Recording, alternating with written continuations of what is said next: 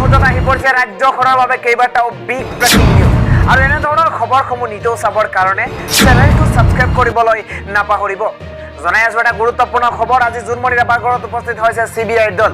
যিহেতু CBIৰ ওচৰত অৰ্পণ কৰা হৈছিল জোনমণি ৰাভাৰ তদন্ত আৰু তাৰ পিছতো আজি দেখিবলৈ পোৱা গৈছে CBIৰ দল আহি উপস্থিত হৈছে জোনমণি ৰাভাৰ বাসগৃহত। জোনমণি ৰাভাৰ বাসগৃহত উপস্থিত হৈছে CBIৰ 8জনীয়া সেই দলটো আৰু জোনমণি ৰাভাৰ মাতৃ সুমিত্ৰা ৰাভাৰ লগত আলোচনাত মিলিত হ'ব, তন্নকৈ ইনভেষ্টিগেশ্যন কৰিব বিষয়টো।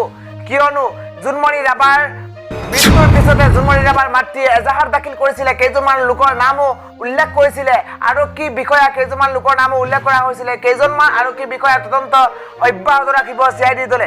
আৰু যোৱাকালি বৃহস্পতিবাৰে নিশাৰ ভাগত আহি উপস্থিত হৈছিল গুৱাহাটীত CBIৰ দলটো আৰু তাৰ পিছতে জখলাবন্ধাৰ সেই স্থানলৈ উপস্থিত হৈছিলে CBIৰ দলটো আৰু তন্নকৈ পৰীক্ষা কৰিছে। যিখন বাহনত জোনমণি ৰাভা দুৰ্ঘটনাত পতিত হৈছিলে সেই বাহনখনো পৰীক্ষা কৰিছিলে, পৰীক্ষা নিৰীক্ষা কৰিছিলে। তাৰ পিছতো সেইখন ট্ৰাক, যিখন ট্ৰাকে জোনমণি ৰাভাৰ বাহনত খুন্দিয়াইছিলে, সেই ট্ৰাকখনো তেওঁলোকে ইনভেষ্টিগেশ্যন কৰিছে। তাৰ পিছত আজিৰ দিনটো দেখিবলৈ পোৱা গৈছে জোনমণি ৰাভাৰ বাসগৃহত আহি উপস্থিত হৈছে জোনমণি ৰাভাৰ মাতৃৰ লগত পোনে আলোচনাত মিলিত হৈছে CBIৰ সেই 8জনীয়া দল।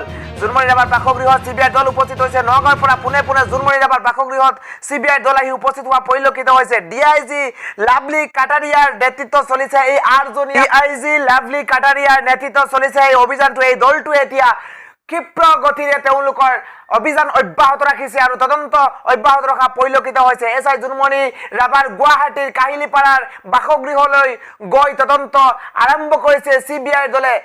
CBI DIG লাভলী কাটাৰিয়াৰ নেতৃত্বত 14জনীয়া দলৰ তদন্ত অব্যাহত আছে। SI জোনমণি ৰাভাৰ গুৱাহাটীৰ কাহিলীপাৰাৰ যিখন ঘৰ আছে সেই বাসগৃহলৈ গৈ তদন্ত অব্যাহত ৰাখিছে CBIৰ দলে। ইফালে জখলাবন্ধা আৰু নগাঁৱৰ পাছতো কাহিলীপাৰা CBIৰ দল আহি তদন্ত অব্যাহত ৰাখিছে। CBI ইতিমধ্যে লাভ কৰিছে কেইটামান ক্লু আৰু ক্লু লাভ কৰিছে জোনমণি ৰাভাৰ বাসগৃহত উপস্থিত হৈ জোনমণি ৰাভাৰ মাতৃ সুমিত্ৰা ৰাভাৰ লগত আলোচনাত মিলিত হৈছে। এতিয়া প্ৰশ্ন হয়, কি পাইছে CBIয়ে, কি পাই? ইফালে জোনমণিৰ মাতৃক সহায়ৰ প্ৰতিশ্ৰুতি দিছে CBIৰ দলে। প্ৰায় 1.5 ঘণ্টা ধৰি জোনমণিৰ পৰিয়ালৰ সৈতে কথা পাতিছে CBI।